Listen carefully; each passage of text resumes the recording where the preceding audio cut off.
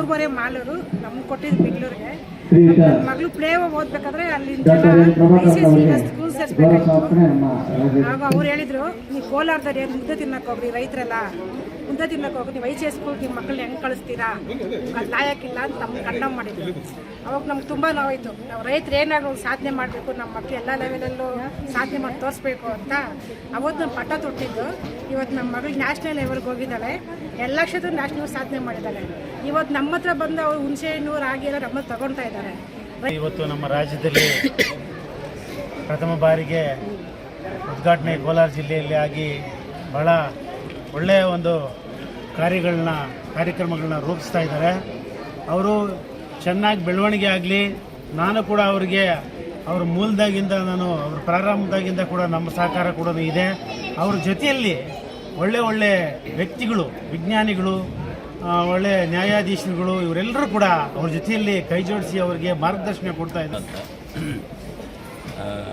ಸಾವಯವ ಕೃಷಿ ಬಗ್ಗೆ ಹೆಚ್ಚು ಒತ್ತು ಕೊಟ್ಟು ದೇಶ ಮತ್ತು ವಿದೇಶಗಳಲ್ಲಿ ಕೂಡ ಅದನ್ನು ಮಾಡ್ತಾಯಿದ್ದೀನಿ. ಮುಖ್ಯವಾಗಿ ಇವತ್ತಿನ ಕಾರ್ಯಕ್ರಮ ಏನಿದೆ, ಜನತಾ ರೈತ ಸಂಘ ಅಂತಕ್ಕಂಥದ್ದು ಒಂದು ಅನಿವಾರ್ಯತೆಯಿಂದ ಬಂದಿರತಕ್ಕಂಥ ಒಂದು ಸಂಘಟನೆ ಅಂತ ನನ್ನ ಅಭಿಪ್ರಾಯ. ಕಾರಣ ಏನಂತಂದರೆ, ರೈತರ ಸಮಸ್ಯೆಗಳನ್ನು ಅರಿತು ರೈತರ ಮಗ, ಅದು ಒಂದು ಮುಖ್ಯವಾದ ವಿಚಾರನ ಹೇಳಿದ್ರು ಅವರು.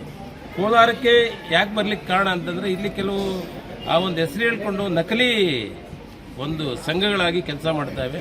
ನಾನು ಈರೇಗೌಡ ಅಂತ, ರಾಜ್ಯಾಧ್ಯಕ್ಷರು ಜನತಾ ರೈತ ಸಂಘ. ಇವತ್ತು ಈ ಸಂಘಟನೆ ಈ ಕೋಲಾರ ಭಾಗದಲ್ಲಿ ಒಂದು ಬಲವಾಗಿ ಕಟ್ಟಬೇಕಂತ ಒಂದು ಉದ್ದೇಶ ಇತ್ತು. ಎಲ್ಲೋ ಒಂದು ಕಡೆ ರೈತರಿಗೆ ಸಾಕಷ್ಟು ಸಮಸ್ಯೆಗಳಿದೆ. ಹಾಗಾಗಿ ಇಲ್ಲಿ ಕೆಲವೊಂದು ಸಂಘಟನೆಗಳು ನಾವು ನೋಡ್ತಾ ಇದ್ದೀವಿ, ಕೆಲವೊಂದು ನಕಲಿ ಸಂಘಟನೆಗಳು ಅಂತ ಸಾಕಷ್ಟು ಜನ ನಮಗೆ ಮಾಹಿತಿ ನೀಡಿದ್ದಾರೆ. ಹಾಗಾಗಿ ಆ ಸಂಘಟನೆಗಳಿಗಿಂತ ನಾವು ವಿಭಿನ್ನವಾಗಿ ಇಲ್ಲಿ ಒಂದು ಕಾರ್ಯನಿರ್ವಹಿಸಬೇಕು ಅನ್ನೋದು ನಮ್ಮ ಉದ್ದೇಶ.